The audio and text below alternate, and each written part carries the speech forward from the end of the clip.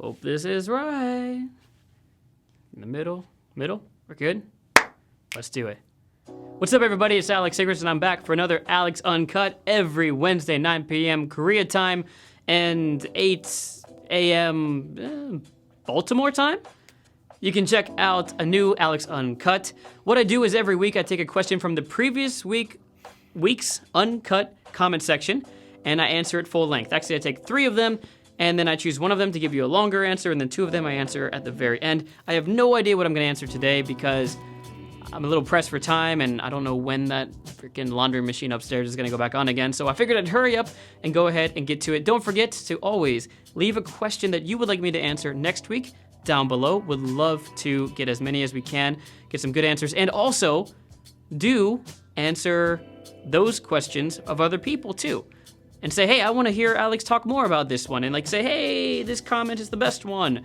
There's a reason I'm saying that. We'll check it in just a bit. As always, don't forget to hashtag feed the narcissism. That means give this video a like because that's what keeps this channel going. Let me get to the questions. Starting off today, there's a couple in here. The very top one I see right now. I like the stalker question. Pick it. I would love to hear your thoughts and concerns. Let's see if we find that stalker question. So that's not the first question. That's a +1 like I was talking about earlier. Can you suggest 3 music albums for this season, the summer? Oh, I really should have prepared for this one. Okay, what else do we have? Let's go. And I just like, oh, this is a good one. I like it. If you had a twin, how would you communicate with him? Telepathically, sign language, code, etc., etc. Huh. Oh, which means the last question is, there it is. Ever since you started doing YouTube, including UNCUT Alex, have you ever had crazy creeper fans, stalkers, subscriber interactions? What do you do, and how do you handle that? My stalker stories. We all hear the stalker stories. They're all over the place because, well, once you get stalked, they also make a really good YouTube video. But I haven't done it yet because I don't think every stalker story is the same. Let me tell you mine first because it's not really that big of a deal, but it was kind of a fun, weird, odd interaction. A couple years ago, I was on a TV program, and that program had a viewer who was like, I need to find this guy. And this person found me on social media, which is cool, it's fine, it's no big deal. Sometimes people do that. I have friends on my Facebook account that aren't people I've ever met. I don't know why I accepted it. Maybe I just at the time I didn't know who it was or something, whatever it may be. But on my Facebook page, I often throw up some invites to group events. Maybe it was my birthday one year or something at the Han River. And I said, anyone can come. And I got a message that was really nice. It was like, oh, Alex, I'm just a fan, but can I come to the Han River birthday? And I was like, cool, no problem, that's fine, no big deal. Get there, and it's a lot of fun. We're outside at the river having chicken, maybe pizza, I forget, we're drinking. There's a video link somewhere. I'll see if I can find it before I post this tonight. But throughout the night, it became revealed that I was dating somebody, and this person was not as, well, they were fine. But I think they were coming for the wrong reasons to my birthday picnic. You can fill in the blanks until then, but one of the interesting things that happened is after having a few too many drinks, this person came up to me and said, hey, Alex, it's so nice to hear that you have a girlfriend. I want you to give, I forget what it was, but I wanted to give you this present for you and your girlfriend at the time.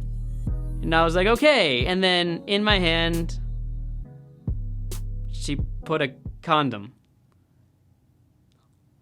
How do you even, what do you even say to, thank you? I don't know.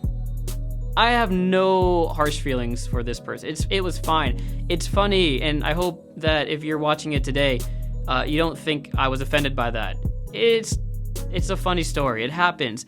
These kind of events happen more and more the more you put yourself out in the public. And if you're a superstar, you know, people come to your houses and they will take pictures of you from behind the gate, or they'll try to catch you on the way out. There are some crazy stalker stories for celebrities, but even some smaller YouTubers who have fans who are obsessed with them will be stalked outside their own houses. More often than not, this actually happens to women in social media, especially on YouTube, because we put our best faces forward on social media. I mean, I'm uncut. This is my only face, but it still do some nice color correction on it, I guess. But we put our best faces forward, and yes, there are a lot of people out there who fall in love with these online personas, and they will go to extremes to get a hold of them. Sometimes they're nice, they're kind, and they're very much like, if I ever come to Seoul and get the chance to meet up, that'd be great. And to me, on a personal level, that's completely fine. But occasionally, you'll have someone who does come to a meet and greet, to a fan meetup, and asks for phone numbers, which it's up to them if the YouTuber or whoever gives it to them. Usually not. And occasionally you have people who will say horrible, mean things online, especially when they find out that their favorite YouTuber has a boyfriend or girlfriend, or when they find out that, that YouTuber isn't interested in them. There's extremes in all areas. Let me get to the question one more time just to make sure I know exactly where we're at. Have you ever had any crazy, creepy fan subscriber interactions? So let me just say, crazy in a fun way for my interaction. What do you do and how do you handle it? So this is the rest of the story, I suppose. And hopefully this gives a better understanding to those of you out there who are just fans and want to know how much you can approach somebody on social media. So for me, I generally try to respond to everybody. I'm still small enough in this kind of YouTube fame world that I'm able to respond to every message on Instagram, every comment on YouTube, and I do my best to say hi or respond with smiley faces, even if sometimes the questions might border on inappropriate. So what is inappropriate, you might ask? Inappropriate would be, where do you live? Inappropriate for me would be, well, I guess that's about it.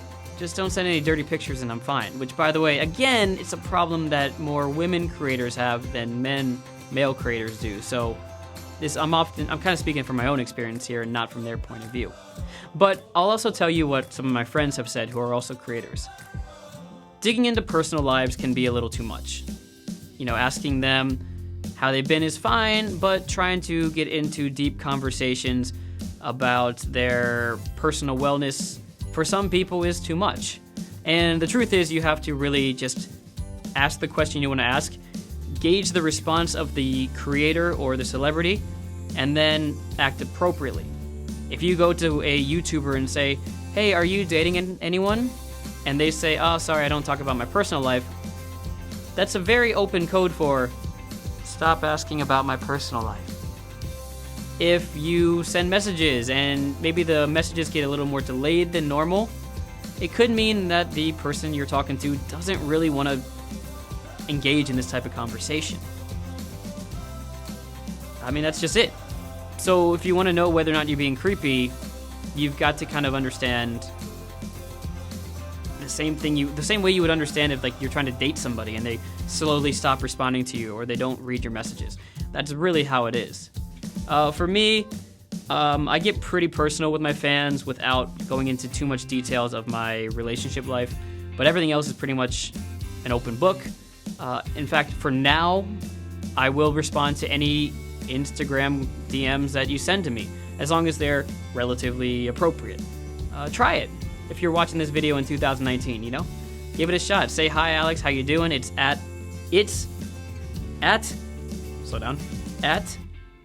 Alex Sigrist is my handle. It's pretty simple, not too hard. I feel like I'm missing something in this because I'm not speaking on behalf of a lot of creators. A lot of creators don't like to have personal relationships with fans, not because it's a bad thing, it's because you have hundreds of fans, thousands of fans. It takes away from your own personal life when you have to respond to people's messages. I myself will slow down my responses if I'm getting too busy with life, with work, and my own friends, and I get messages from fans and people around. So, stalkers. I guess the last thing I want to say, today's wasn't necessarily a beginning, middle, and end conclusion one, but there's just a lot of things I did want to talk about. And the last one I didn't know how to approach because I am speaking as a white male on YouTube who really doesn't get a lot of weird, creepy pics from people, who doesn't get a lot of creepy comments. And I will say this, if you are sending messages to me now and they're a little personal and I do respond to it, always remember that that is me responding to you. It is not the way that every YouTuber feels comfortable responding. It is not the way that everyone really feels is appropriate to talk to someone who is a subscriber and a creator. So make sure that, first of all, each individual out there is different. And second of all, to those of you out there who, I don't know how to say this, are guys who are continuing to harass women creators, it's affecting me on a personal level because of the people that I have relationships with. So if you're continually asking questions about, do you have a boyfriend? Would you like to meet up and get dinner? And you've done nothing but DM them and send a gross picture of an area of your body, if you don't mind not doing that, that would be fantastic. Now, this was a hard one to do, and perhaps I'll do this again with other people in the future in more of a group discussion. But for now, I'm going to go ahead and say that's all I wanted to say. And that ending was okay. All right. What do you guys think of what I said? Please, today's important, I think, because I want more people to ask questions and leave another comment about how they feel about the topic of being a stalker, not being a stalker, being a fan. Where's the line? Where's the cutoff?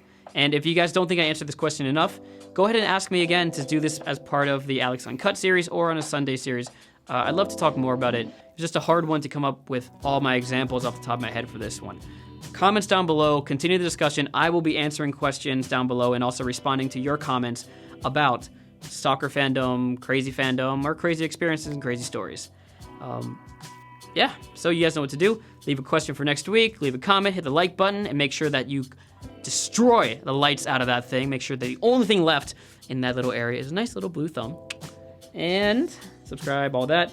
The other two questions that we got was summer, an album, a music album for the summer. I don't know why this is coming up, probably because of the song Ocean Avenue, but I'm gonna go ahead with the Yellow Card Avenue. I think the Yellow Card album, which I think was entitled Ocean Avenue itself. There's a lot of good ones on that album, including like Back Home, I think Way Away and Only One are on there. It reminds me of the beach in 2000s, you know, so go for Yellow Card. Why not? And the other question that I got was, which one was it? Oh, if you had a twin, how would you communicate with them? Telepathically, sign language, code, etc.